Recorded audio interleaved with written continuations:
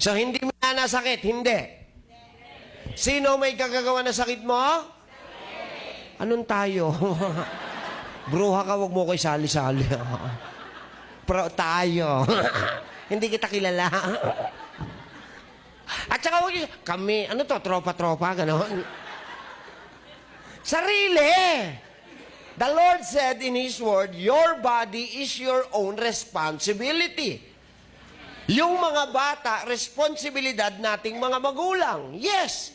Pero as they grow older and they already know what is right and wrong, then their body becomes their own responsibility.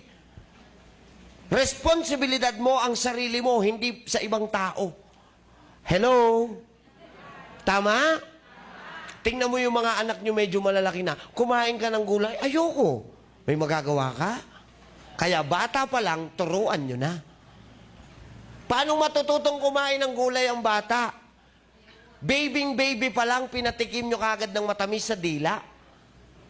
Kailangan hindi makakatikim ng kahit na anong matamis ang dila ng bata na wala pang 3 taong gulang. Kasi instinct yon. Pag sumayad ang matamis sa dila, matatandaan ng brain na ang masarap, matamis lang. Kaya pag pinakain nyo ng walang lasa, ayaw na niya. Hello? Aba, lintik itong mga magulang ngayon ay. Ilang buwan pa lang ang bata, pinagyayabang pa sa kapitbahay. Tignan mo yung anak ko. 3 buwan pa lang yan. Marunong nang sumipsip sa straw. Anong kalabaw talaga, oh. Sa akin mo ipakita, kukutosan ko yan. 3 buwan pa lang ang anak mo, naka-soft drinks na. Hallelujah.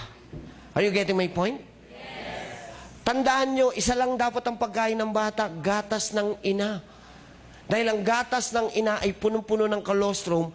Pag dumedede ang bata sa dede ng ina, hindi kailangan ng bakuna.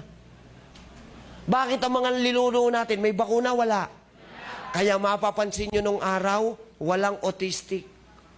Walang mongolo. Autistic po, autistic. Nakikinig kasi bingi.